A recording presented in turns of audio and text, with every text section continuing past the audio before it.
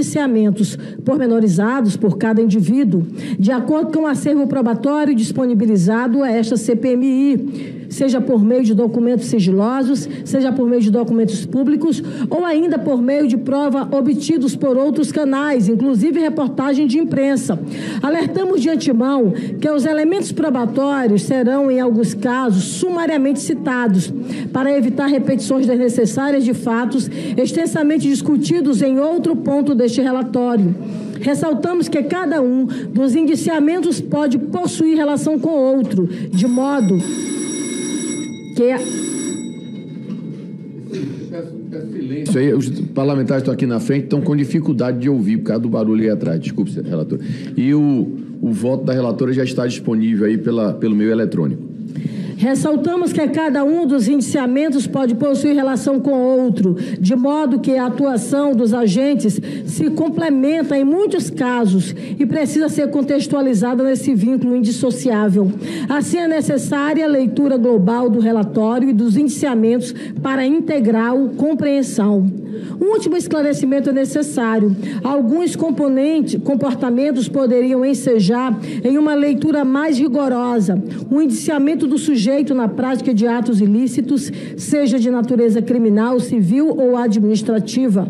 Houve casos, entretanto, em que, a partir do exame dos fatos, dos documentos recebidos e dos depoimentos prestados, essa relatoria concluiu pela necessidade de que as investigações sejam adiante aprofundadas em foro próprio, competente em razão das regras constitucionais e legais a este respeito. Seguiremos, então, aqui a citação de cada um dos indiciados por esta relatoria. O primeiro a ser indiciado, Jair Messias Bolsonaro. É de conhecimento notório que Jair Messias Bolsonaro nunca nutriu simpatia por princípios republicanos e democráticos. Prova disso é a extensa documentação trazida ao conhecimento desta CPMI e que comprova tais fatos.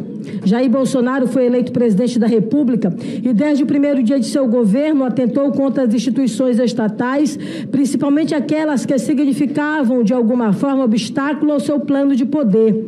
Em virtude, já bradava contra as instituições mesmo no século passado, defendendo em vários momentos ações da ditadura militar.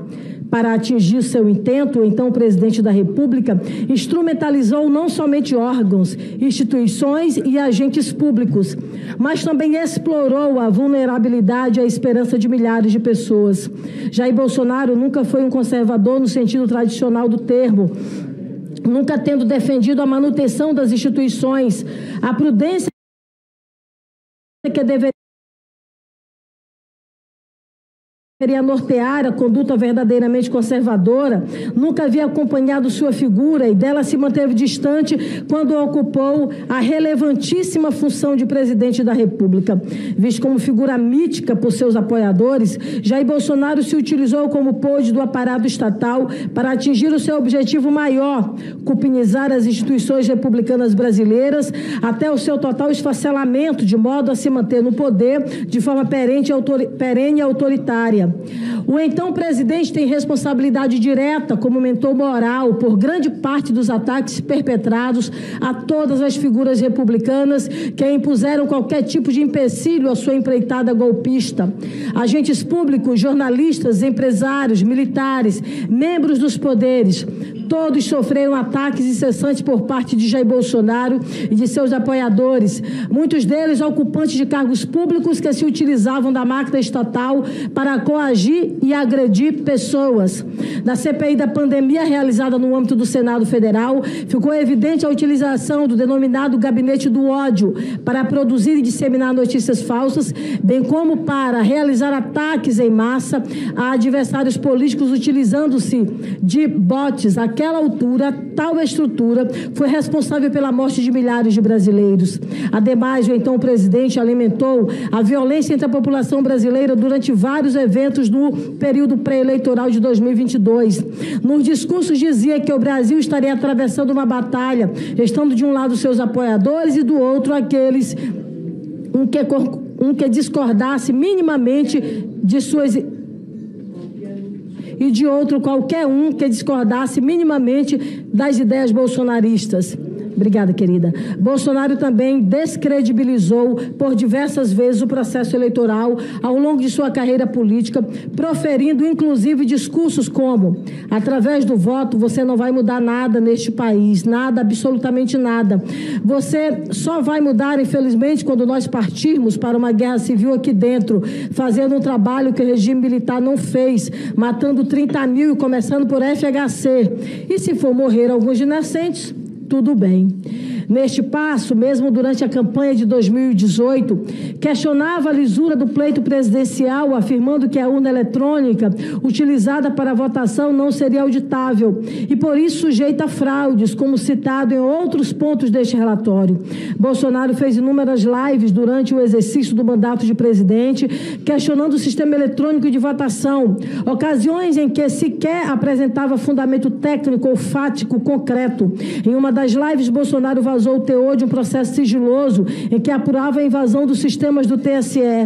Lembre-se que, de acordo com o que foi apurado por esta comissão, no dia 10 de agosto de 2022, o hacker Walter Delgatti se reuniu com Jair Bolsonaro em reunião intermediada pela deputada federal Carla Zambelli. O objetivo era tramar conspirações relativas a uma suposta fraude das urnas eletrônicas.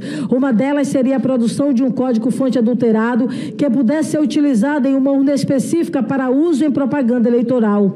Em depoimento a esta comissão, o hacker também afirmou que teria recebido a proposta do ex-presidente para assumir a autoria de um grampo do ministro do STF, Alexandre de Moraes. Referido hack se encontrou no Palácio da Alvorada com o então presidente da República, momento no qual teria recebido a missão de contribuir com informações para relatório que estava sendo construído pelas Forças Armadas, cujo ponto central era evidenciar a suposta vulnerabilidade do processo eleitoral. Referido relatório foi efetivamente construído e enviado ao TSE. Chegou-se ao ponto de que o presidente da República realizou uma reunião com os embaixadores estrangeiros no Brasil, denominada briefing, em que expunha a esdrúxula ideia de que o pleito presidencial de 2018 teria sido fraudado, alegando que teria provas disso, as quais nunca foram exibidas. Depois das eleições de 2022, ainda durante o mandato, Bolsonaro se reuniu por diversas vezes com os comandantes das Forças Armadas, fora da agenda presidencial oficial, com fins pouco republicanos, segundo o que apurou a comissão.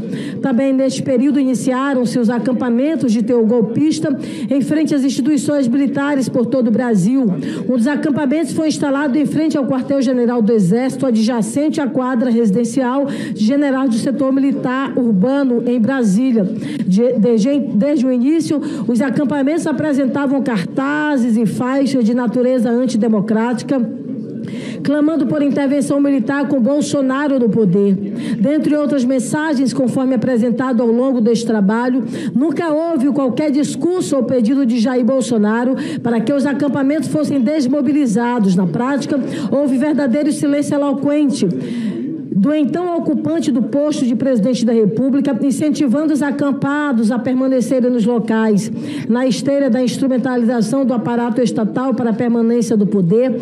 Há fartos indícios de que Bolsonaro se utilizou da Polícia Rodoviária Federal, por meio do então diretor-geral Silvinei Vasquez, para monitorar os locais, especialmente na região Nordeste, onde o candidato Luiz Inácio Lula da Silva, no primeiro turno do pleito de 2022, teria tido maior votação. No segundo turno da votação, em verdadeira forma de violência política, foram realizados diversos bloqueios e fiscalizações blitz que interferiram no deslocamento de eleitores naquela região. Tudo com o intuito de reduzir o número de votos do então candidato Lula, tentando ganhar o jogo, escondendo as peças do seu adversário. Por fim, noticiado pela imprensa que Felipe Martins, então assessor internacional da Presidência da República, um dos maiores seguidores das ideias de Olavo de Carvalho, entregou em mãos a Jair Bolsonaro uma minuta de golpe, fato que teria sido presenciado por Mauro Cid, então ajudante de todas as ordens de Bolsonaro. Esses achados foram obtidos por meio de acordo de colaboração premiada de Mauro César Barbosa Cid. Os fatos aqui relatados demonstram exaustivamente que Jair Messias Bolsonaro, então ocupante do cargo de presidente da República, foi autor, seja intelectual, seja moral, dos ataques perpetrados contra as instituições que culminou no dia 8 de janeiro de 2022. Por esse motivo, Jair Messias Bolsonaro deve ser responsabilizado pelos tipos penais descritos nos artigos 288, caput associação criminosa, 359, violência política, 359L, abolição violenta do Estado Democrático de Direito e 359M, golpe de Estado, todos do Código Penal por condutas dolosas. Seguiremos ao próximo